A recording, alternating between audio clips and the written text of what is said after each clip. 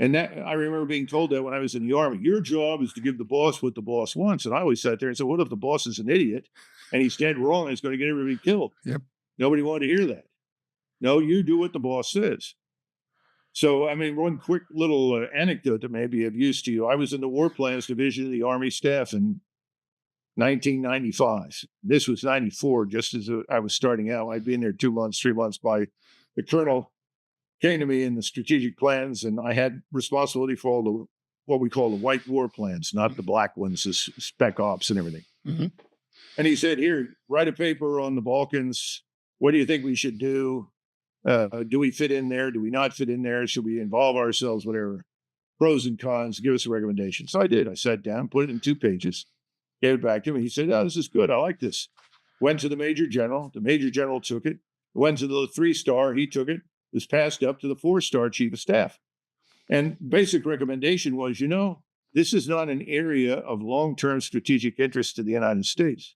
But historically, the Balkans is an area Absolutely. of strategic interest to Russia. Yep. And for all intents and purposes, everybody there is a Russian tenant.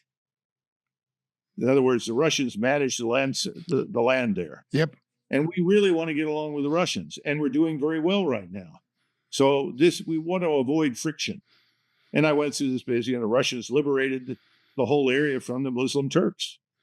And, even the people that don't like the Russians that live there recognize that.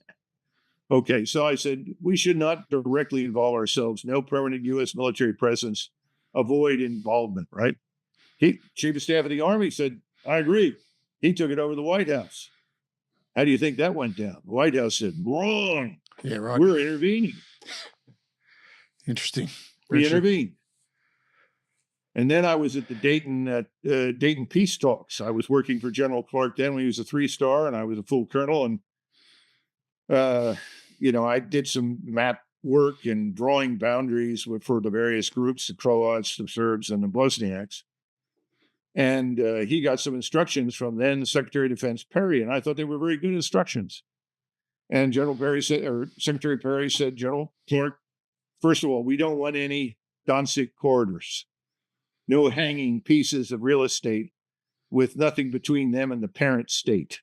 In other words, don't do that. Make sure borders are contiguous. We don't want any future catalyst for conflict. He said, the next thing is no permanent U.S. military presence. We don't want 50, 100,000 U.S. troops stuck in the Balkans. Yeah, right. We need to have them on hand for deployment against a real enemy somewhere else if we need to do it. And then finally, he said something that was very good. He said, no agreement is better than a bad agreement. Brilliant, brilliant guidance. It all went down the toilet because the Clinton administration wanted what it wanted, and it got it. So my point to you is that you do have competent people in the intelligence arena, and many times they come forward with the right answers. Yep. But it's not